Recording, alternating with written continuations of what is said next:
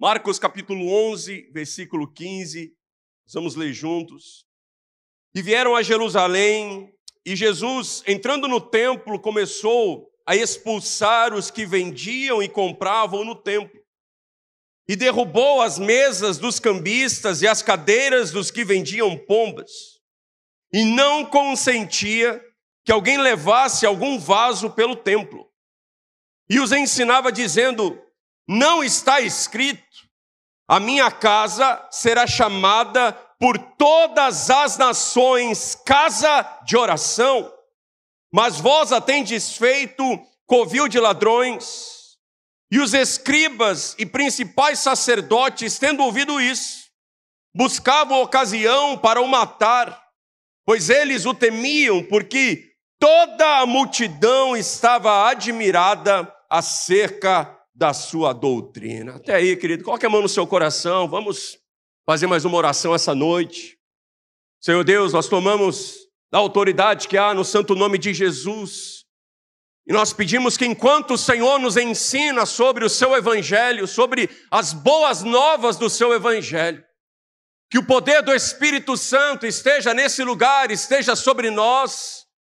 Enquanto nós aprendemos sobre as Escrituras, nós declaramos a liberação da cura física, que cadeias sejam quebradas do mundo espiritual. Declaramos a cura de enfermidades emocionais, que o poder do Senhor esteja sobre nós essa noite. Quem crê diz: amém. Esse texto é um texto muito forte, porque um dia o Deus encarnado, Jesus Cristo, ele entra em um templo, ele entra na igreja, e é a única manifestação física de força, de violência, de correção da parte de Jesus Cristo, e um Deus que é amor. Ele perde um pouco a calma nesse texto. Ele traz revolta, ele traz conserto, ele traz mudança. Eu quero, junto com você, entender o que aconteceu nesse texto. Mas quero que você entenda comigo que a proposta dessa campanha, quando nós falamos a revolta, revolta não tem a ver com vingança. Revolta não tem a ver com fúria, não tem a ver com ira. Não é assim, agora sim, então eu estou habilitado nesse mês de fevereiro, eu vou me vingar, eu vou tirar a satisfação. Revolta é um ato inteligente, é um ato racional, é algo planejado. Mesmo Jesus usando da força física, ele não se precipita. Não foi algo impensado, não foi algo impulsivo. João capítulo 2, versículo 15, que fala sobre o mesmo momento, diz que Jesus fabricou o chicote que ele bateu naqueles homens. Ele analisou a situação, ele viu, ele sai. Ele não vai ali no 1,99, compra um chicote e volta correndo. Não, ele passa na loja de aviamentos, ele escolhe ali cordãozinho do jeito certo, do comprimento certo, ele vai para casa. E ele passa a fabricar aquele chicote, talvez pensando: nossa, naquele lá eu vou acertar nas costas. Naquele que está com aquela barraquinha, naquela posição lá, eu vou acertar na orelha. Porque o livro de Tiago diz que a ira do homem nunca opera a justiça de Deus. Nenhum ato de revolta na vida de um cristão pode ser algo pessoal, precipitado ou vingativo. Jesus estabelece uma mudança, e eu quero falar ao seu coração sobre algumas áreas que nós precisamos, nesse mês de fevereiro, estabelecer uma atitude de revolta, de mudança. Primeira área, na comunhão. Repita comigo, comunhão. Repita comigo, como é bom e suave estar em comunhão com os irmãos. mas é com os irmãos. Não é com qualquer um. Cristo entra naquele ambiente e o que ele encontra é cambistas e vendedores. Qual que era a lógica? As pessoas vinham de outras nações, de outras regiões, para adorar ao Senhor ali no maior centro religioso do mundo. E para as pessoas não viajarem com seus animais, porque naquela época a adoração era feita através do sacrifício de animais, as pessoas viajavam com dinheiro, deixavam para comprar os animais para a sua adoração na chegada ao templo. Mas ali em Jerusalém havia uma moeda única, a moeda do templo. Então, a pessoa chegava com dinheiro, tinha que encontrar alguém que trabalhasse com câmbio. E aí a pessoa que trabalhava com câmbio já cobrava uma taxa. Então, se ele saiu lá com R$100 para adorar o Senhor, já tinha ficado uma taxa ali na mão do cambista. Quando ele saía da mão do cambista com a moeda correta, ele ia comprar um animal, mas daí o cara que vendia o animal também já colocava a porcentagem dele em cima daquele animal. Então, uma adoração era integral, ela chegava parcial diante de Deus. E o pior de tudo, o cambista e o vendedor, que deveria estar fora do templo, ele está dentro do templo, e não era um e nem dois, era uma multidão.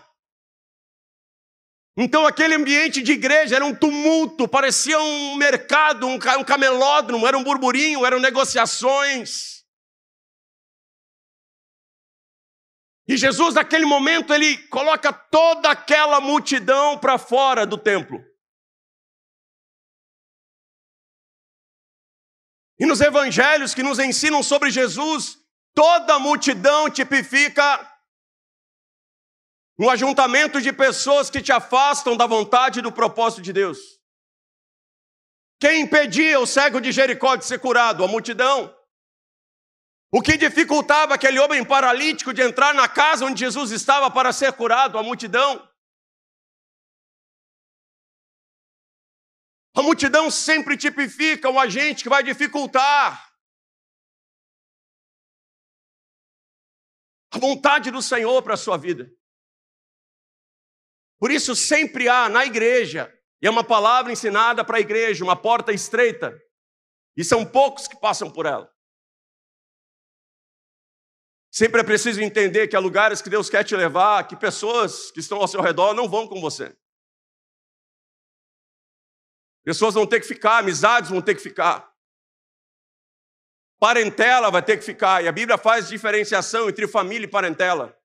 Deus olha para Abraão e diz: Abraão, sai da sua parentela. Parentela muitas vezes é sangue, família é propósito. Lembra que disseram: Jesus, tua família está lá fora. Eu disse: não.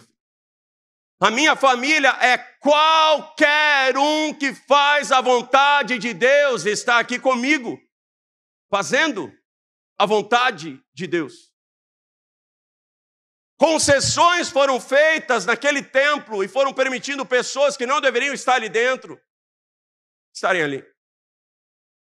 Concessões que nós fazemos em nossas vidas permitem que pessoas que não deveriam entrar em nossa casa, elas entram, se assentam na nossa mesa, influenciam as nossas decisões e dificultam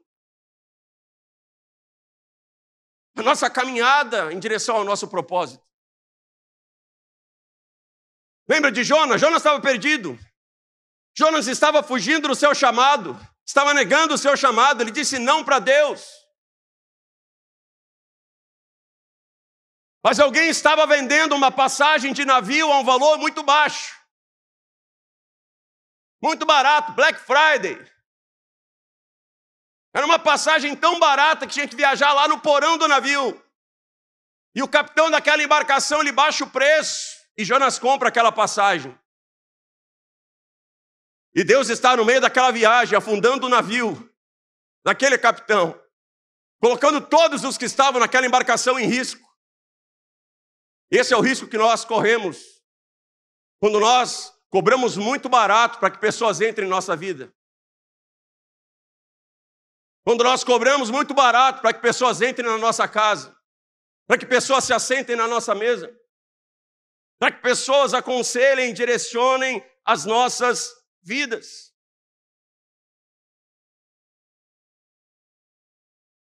Quando Abraão, ele recebe essa palavra de Deus dura, deixa a sua parentela, ele leva o seu sobrinho. E daquele momento em diante, Deus permanece em silêncio. Deus não fala mais com Abraão até o momento que ele permite que aquele menino seguisse o seu caminho.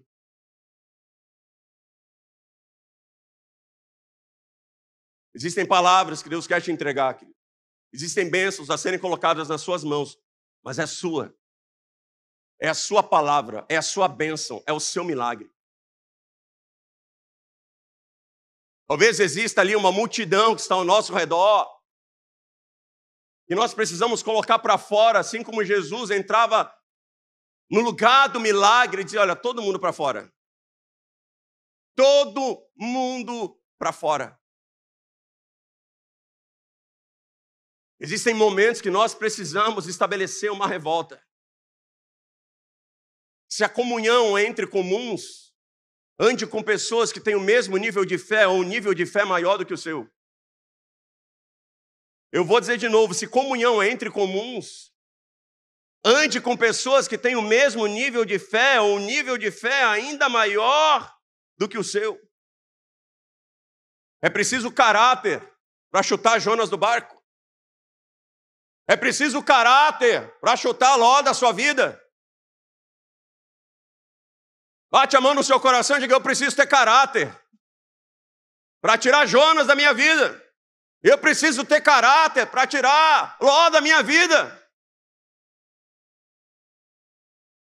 Ninguém pode fazer isso por você. Jesus remove as pessoas daquele ambiente. O texto segue.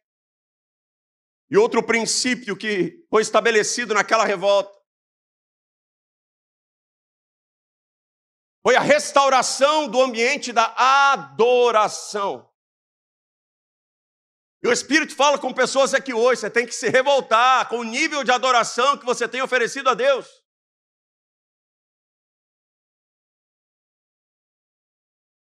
A hora vem, e é agora, hoje, quinta-feira, 8h49, que Deus está à procura de adoradores aqui na Igreja Embaixada. Mas qual é a adoração que você tem oferecido a Deus? Comentei na introdução. As pessoas saíam de casa animadas. Vamos adorar a Deus. Viagens longas, dificílimas, correndo perigos, despesas altíssimas. Chegavam na cidade, tinham despesas de estadia, de alimentação, de cuidado. Quando chegavam no templo, eram extorquidas por cambistas e por vendedores. Quando chegavam no momento da adoração, além de já estarem frios e frustrados, aí ainda havia um ambiente conturbado. Então a adoração que começou assim para ser entregue com muita intensidade, chegava fraca. Pastor, como eu devo adorar a Deus? Da única forma que Ele recebe a nossa adoração. De todo o nosso coração, de todas as nossas forças. De toda a nossa alma, de todo o nosso entendimento. Mas pequenas derrotas vão diminuindo a intensidade da nossa adoração. Aí a gente chega no culto, não estou com vontade de cantar. Não estou com vontade de bater palma. Não estou conseguindo me concentrar para ouvir a palavra. Porque pequenas derrotas da nossa vida cristã vão diminuindo a intensidade da nossa adoração. É aquele jejum que você entrega antes da hora, porque tinha uma festa de aniversário de criança, aí Deus vai entender, né? Fiz aquele propósito de jejum, mas esqueci do aniversário. Deus entende. São aqueles votos de, não, esse ano eu vou ler a Bíblia inteira. Chega em Levíticos, tem que ter raça para passar por aquele livro, né? Determinação, fé. Aí desiste.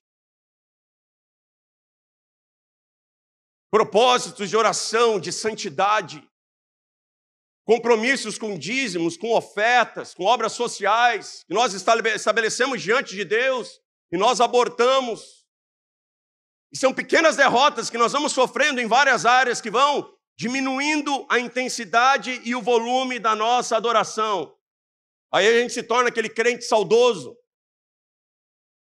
Era lá, pastor, porque em 1987 eu era Gideão, eu entrava no mato com um facão e evangelizava os índios.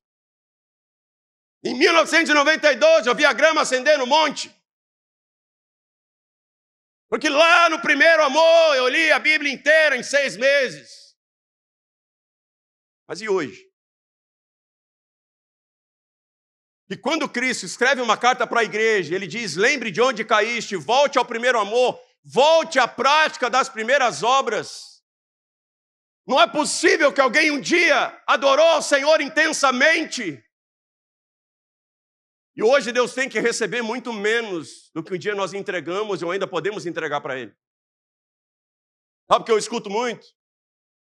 Ah, ser pastor deve ser muito difícil, você deve orar muito porque você é pastor. Filho, eu não oro porque eu sou pastor, eu oro porque eu sou crente, de verdade. Eu não oro nem mais e nem menos do que quando eu me converti. Eu oro a mesma coisa, eu leio a Bíblia da mesma forma, na mesma intensidade. Não porque eu sou pastor, porque eu sou cristão. E o dia que me tirarem o título, o cargo, o microfone, quem nós somos? Se essas responsabilidades que colocam sobre nós, porque um dia isso será tirado. Se não nessa vida, na próxima. E o que sobra? E a minha oração, querida, que nesse mês de fevereiro, homens e mulheres aqui dessa casa estão voltando ao primeiro amor. Estão voltando às madrugadas, voltando aos montes, voltando à palavra, voltando à santidade, voltando a adorar o Senhor com toda a sua força, voltando a evangelizar, voltando aí a um GR, voltando às escolas que você abandonou, voltando a colocar a mão no arado que você esqueceu lá atrás. E Jesus é apelão, ele diz, lembra de onde caíste, lembra quando você parou. Não permita que a síndrome de Herodes entre no seu coração, porque Herodes é assim, me diga onde está Jesus que eu vou adorá-lo. Me diga onde ele está que eu vou adorá-lo. Alguns versículos depois ele está lá tentando matar Jesus.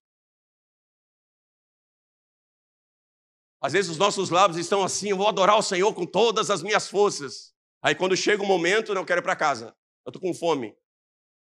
Está muito quente, está muito demorado o culto, está muito complicado.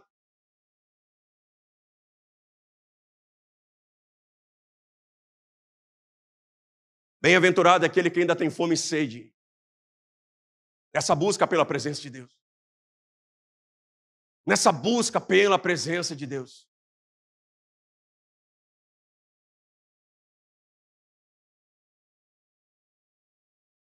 Jesus restaura, naquela revolta, o serviço. Porque se tem algo que existe em todo o templo, em toda a comunidade, é serviço. E quando ele bota o pessoal para fora, estava ali como cambista e vendedor, ele diz assim, ninguém faz mais nada, eu não quero ninguém carregando um vaso. Eu não quero ninguém fazendo absolutamente nada nesse momento. Ele para o serviço. E ele estabelece naquele lapso de tempo algo que, aonde existe serviço, também precisa haver o quê? Descanso. Repita comigo, onde existe serviço, existe descanso.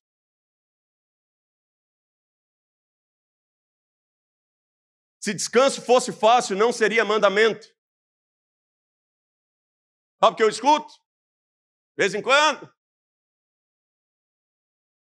Sabe o que é, pastor? Eu vou para a igreja e não consigo ficar quieto, eu não consigo ficar sentado, porque eu sou assim. Eu tenho que ficar andando de um lado para o outro, eu tenho que ficar cuidando de várias coisas. Eu fico ansioso, eu fico preocupado se as crianças estão bem cuidadas, se o estacionamento está tudo certo.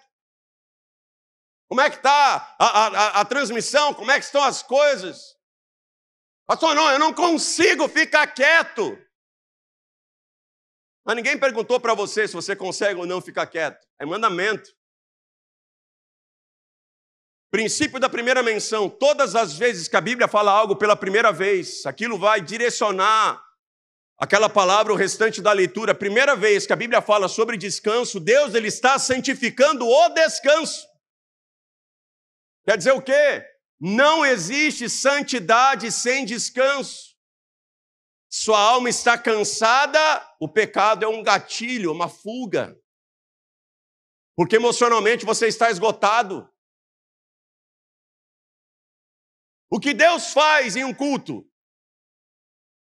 Deus está aqui, aleluia. O que Ele faz aqui? Ele descansa. A congregação é o lugar onde Deus descansa a sua presença. E o Espírito Santo fala com pessoas que você entrou aqui hoje cansado. Eu não vou dizer que você não dorme 8 horas, você não dorme 6 horas certinho ali toda noite. Você não se alimenta direito, você não consegue se concentrar. Você não tem paz. Você anda ansioso, angustiado e preocupado com muitas coisas. Síndrome de Marta. Mas eu quero ler um texto ao seu coração. Hebreus capítulo 4, versículo 9. Portanto, resta ainda um repouso para o povo de Deus. Ainda existe um lugar de descanso para você. Eu vou dizer de novo, ainda existe um lugar de descanso para você. Resta ainda um lugar de descanso para o povo de Deus, porque aquele que entrou no seu repouso, ele próprio repousou de suas obras, como Deus das suas. Procuremos, pois, entrar naquele repouso para que ninguém caia no mesmo exemplo de desobediência. Quem não descansa é desobediente. Deus está aqui hoje para descansar a presença dele. Você deveria vir para descansar a sua também. Você descansa nas suas obras e o Deus que sustenta toda a criação, ele está aqui hoje descansando da obra dele também. E aí você tem prazer na presença de Deus, Deus tem prazer na sua presença. E aí fica aquela coisa de namoro, sabe namoro? Começo de namoro. Aquela ligação de madrugada, desliga o telefone, não desliga você, não desliga você. Ah, vamos desligar junto, 1, 2, 3. Você não desligou, não, eu também não. Aí você fica 3 horas naquilo. Quando você está com Deus, é exatamente isso. Ele diz, Deus, eu não vou sair. Ele diz, eu não vou sair. Ah, Espírito Santo, eu não te largo. Ele diz, eu não te largo também. Nessa brincadeira, Moisés ficava 40 dias no monte. Deus entregava a tábua para ele em 5 minutos. Mas ele ficava 40 dias nessa brincadeira. Eu amo o monte, amo orar. Toda vez que eu falo isso, o meu celular bomba de mensagem. Eu nego 90%. Eu te explico por quê. Porque ele diz assim, pastor, você gosta de monte, vamos para o monte. Eu digo, vamos. Ele diz, pastor, que eu estou com um problema lá no meu trabalho. Não, pastor, vamos para o monte para vender ingresso para o congresso. Eu digo, Acho que não, hein? Deus nunca nos mandou subir no monte para buscar algo. Êxodo 24, Deus diz assim, Moisés, suba a mim no monte. A gente precisa subir a ele. Moisés fica 6 dias só com Deus. Depois do 6º dia, Deus fala a primeira palavra. Pastor, eu tenho que vir à igreja sempre, querido, mas venha se encontrar com o Senhor. Venha pela presença. Venha para ser cheio do Espírito Santo. Pastor, mas o serviço é importante, muito importante, mas aonde existe serviço precisa haver descanso. E o Espírito Santo fala com pessoas, a sua vida não está bem porque você tem tomado as decisões mais importantes da sua vida, você está sempre cansado. Parece Esaú. A Bíblia diz que Esaú era o cara mais proativo que tinha. Ele gostava de caça, ele gostava de atividade. E o irmão dele, Jacó, a Bíblia diz, era um cara manso, era um cara caseiro. Um dia Esaú chega cansado em casa. Jacó está lá cozinhando. Esaú diz, dá um pedaço aí dessa lentilha. Dá uma porção para mim. Jacó diz, eu te dou a panela inteira, mas você me vende a sua primogenitura, você me vende toda a sua herança. Ele toma a pior decisão da vida dele, porque ele estava o quê? Cansado. Você está esgotado. Amanhã você tem que tomar uma decisão importante nas suas finanças. Você tem que dar uma direção para os seus filhos. Você tem que se posicionar ministerialmente. Mas você está cansado. É tempo de levantar um altar de revolta e dizer, chega de levar a vida dessa forma. Porque daqui 20, 30 anos, o seu eu gostaria que você começasse a se cuidar hoje. Eu encerro com isso. A finalidade de tudo aquilo que Jesus fez. Ele passa pela questão da comunhão, ele passa pela questão da adoração, ele passa pela questão do serviço, mas a finalidade dele é dizer, olha, essa casa é casa de oração. Diga, essa casa é casa de oração. Tem música? Tem. Tem serviço? Tem. Tem aula? Tem. Tem ensino? Tem tudo isso. Mas essa casa é a casa de oração. A essência e o sentido de nós estarmos aqui é se conectar com o Senhor, porque esse culto daqui a pouco ele termina. Mas a sua conexão com o Senhor, ela é eterna. E o culto não pode ser o seu ambiente de devocional. Pastor, mas é difícil? Sim.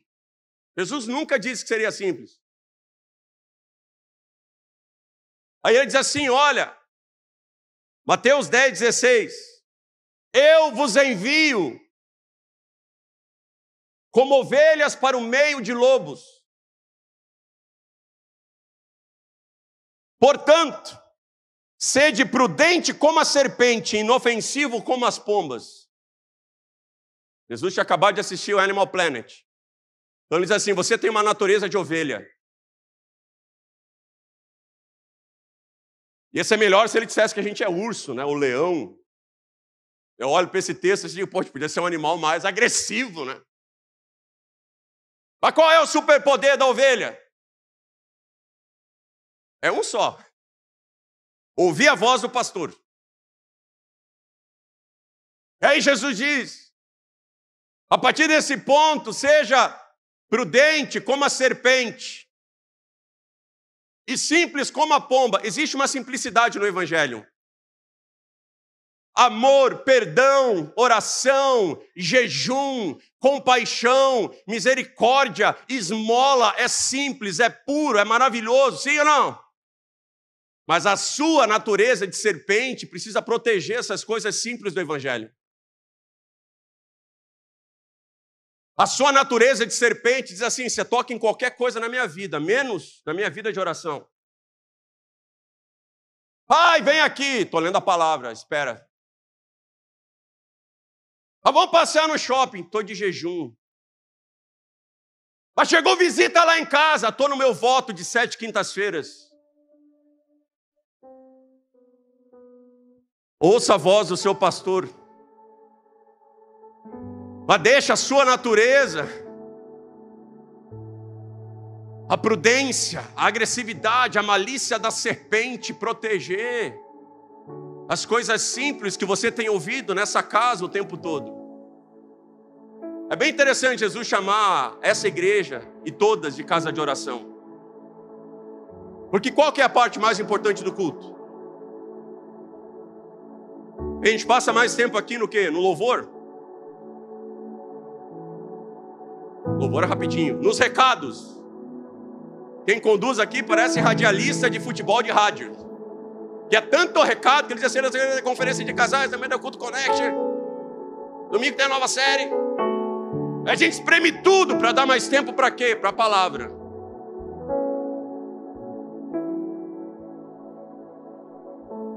Pois é a palavra que dirige a nossa vida de oração. Quando você ouve a voz do seu pastor e você dobra os seus joelhos e você reivindica aquilo ao céu, você diz, o Senhor prometeu, o Senhor liberou isso sobre a minha vida. O Senhor liberou isso sobre o mês de fevereiro. O Senhor liberou isso sobre essa semana. Isaías capítulo 55, versículo 11. Coloque de pé, querido. Isaías 55, 11 declara: assim será a minha palavra que sair da minha boca, ela não voltará para mim vazia, antes fará o que me apraz e prosperará naquilo que eu a enviei. Qual que é a palavra de Deus que se cumpre? É a palavra que volta para Ele. Você está aqui hoje, você recebe uma palavra, você chega em casa, você diz: o Senhor falou isso. E Deus diz: não, eu falei mesmo, e vai cumprir. Pastor, minha vida não rompe. É lógico, você não lembra o que foi pregado domingo, nem na última quinta, há 2 domingos atrás ainda. A nossa crise não é a falta de palavras, é porque nós temos esquecido as palavras que sobre nós têm sido liberadas. Nada escapa de uma vida de oração, nada. Você não depende do seu chefe. Você não depende, querido, de político nenhum, de autoridade nenhuma. Porque todas elas foram constituídas por Deus, mas elas podem falhar. E eu encerro com isso. 1 Reis 19:15. Deus chega para Elias e diz: Elias, seu ministério acabou, mas você precisa fazer 3 coisas. Você precisa ungir 3 pessoas. Volte pelo caminho para o deserto de Damasco. Unja a Azael, rei sobre a Síria, a Jeú, rei de Israel, e unja a Eliseu, profeta, em seu lugar. E há de ser que o que escapar da espada de Azael, matá-lo-á Jeú. O que o escapar da espada de Jeú, certamente o matará Eliseu. Então é assim, querido.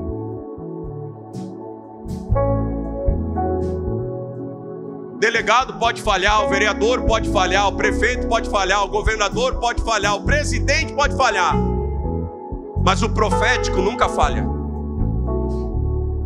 É maravilhoso quando as pessoas que estão exercendo autoridade sobre nós resolvem os nossos problemas, mas se não resolver, dobre o seu joelho, porque Deus resolve.